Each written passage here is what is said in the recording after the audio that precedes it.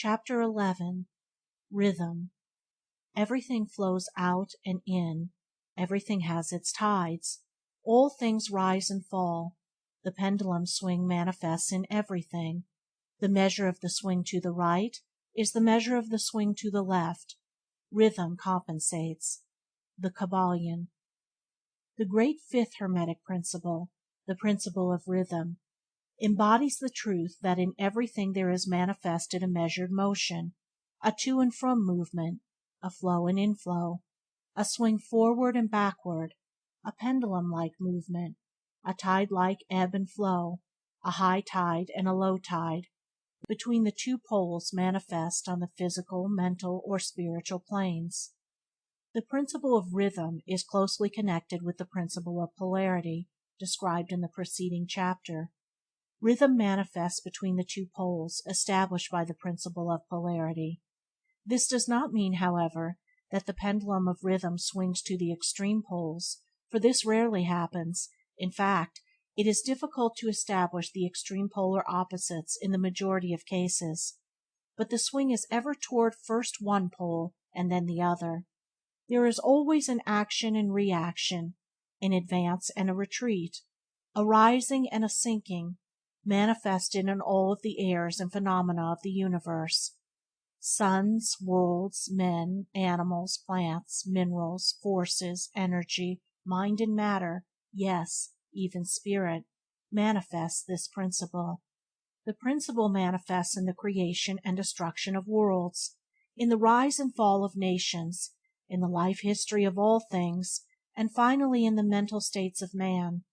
Beginning with the manifestations of spirit, of the all, it will be noticed that there is ever the outpouring and the indrawing, the outbreathing and inbreathing of Brahm, as the Brahmins word it.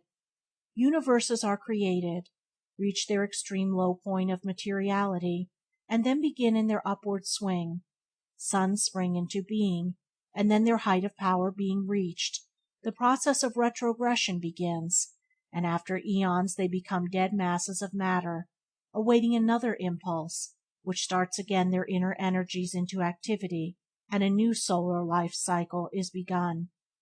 And thus it is with all worlds. They are born, grow and die, only to be reborn. And thus it is with all the things of shape and form. They swing from action to reaction, from birth to death, from activity to inactivity, and then back again. Thus it is with all living things. They are born, grow, and die, and then are reborn. So it is with all great movements, philosophies, creeds, fashions, governments, nations, and all else: birth, growth, maturity, decadence, death, and then new birth. The swing of the pendulum is ever in evidence. Night follows day, and day night. The pendulum swings from summer to winter and then back again. The corpuscles, atoms, molecules, and all masses of matter swing around the circle of their nature. There is no such thing as absolute rest or cessation from movement, and all movement partakes of rhythm. The principle is of universal application. It may be applied to any question or any phenomena of any of the many planes of life. It may be applied to all phases of human activity. There is always a rhythmic swing from one pole to the other. The universal pendulum is ever in motion. The tides of life flow in and out, according to law. The principle of rhythm is well understood by modern science, and is considered a universal law as applied to material things.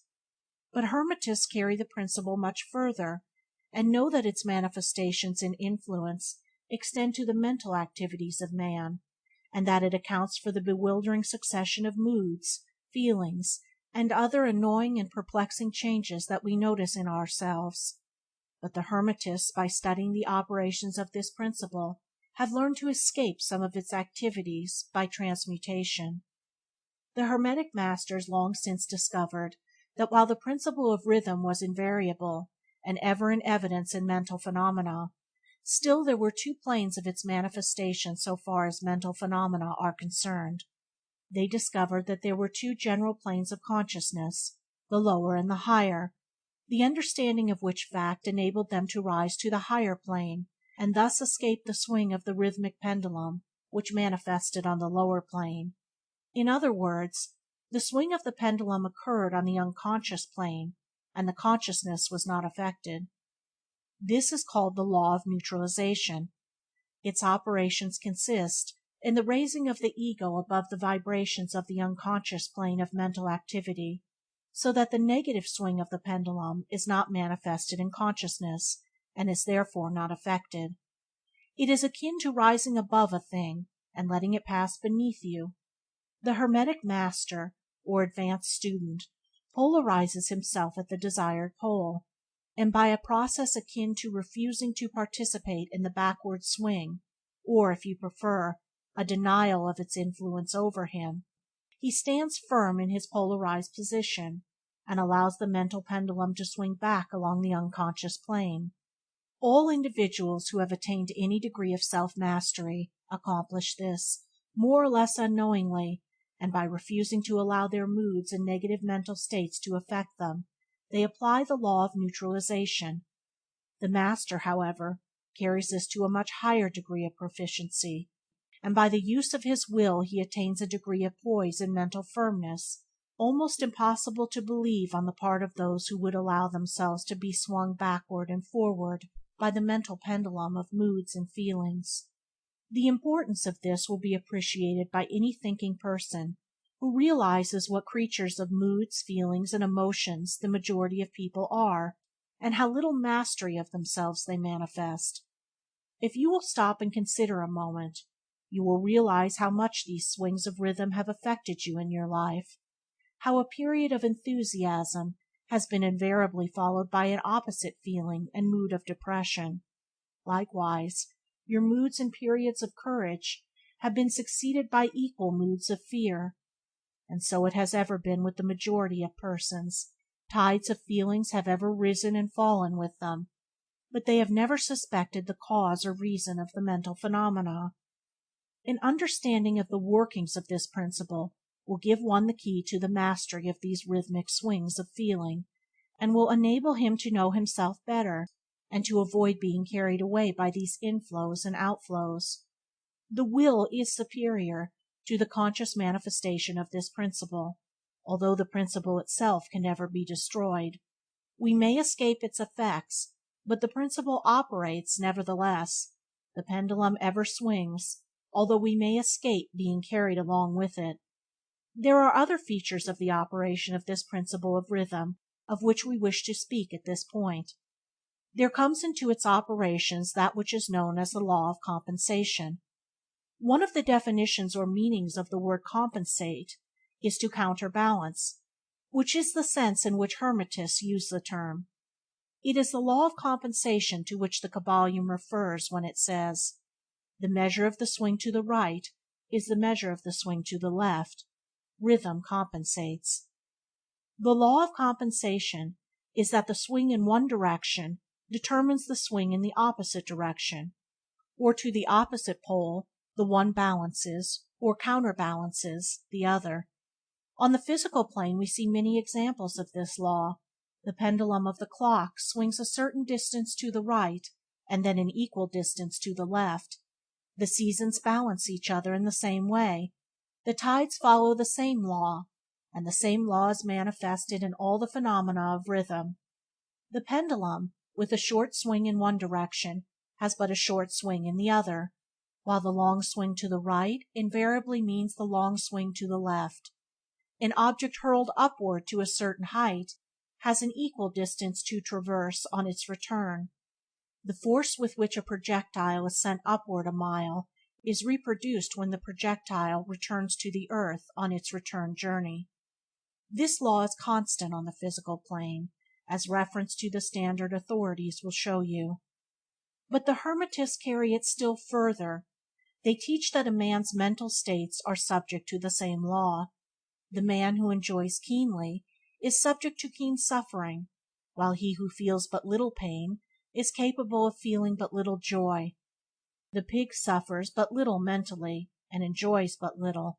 He is compensated. On the other hand, there are animals who enjoy keenly, but whose nervous organism and temperament cause them to suffer exquisite degrees of pain. And so it is with man. There are temperaments which permit of but a low degree of enjoyment, and equally low degrees of suffering, while there are others which permit the most intense enjoyment, but also the most intense suffering. The rule is that the capacity for pain and pleasure in each individual are balanced. The law of compensation is in full operation here. But the Hermetists go still further in this matter.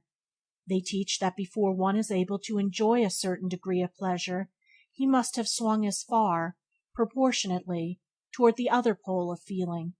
They hold, however, that the negative is precedent to the positive in this matter. That is to say, that in experiencing a certain degree of pleasure, it does not follow that he will have to pay up for it with a corresponding degree of pain. On the contrary, the pleasure is the rhythmic swing, according to the law of compensation, for a degree of pain previously experienced either in the present life or in a previous incarnation. This throws a new light on the problem of pain.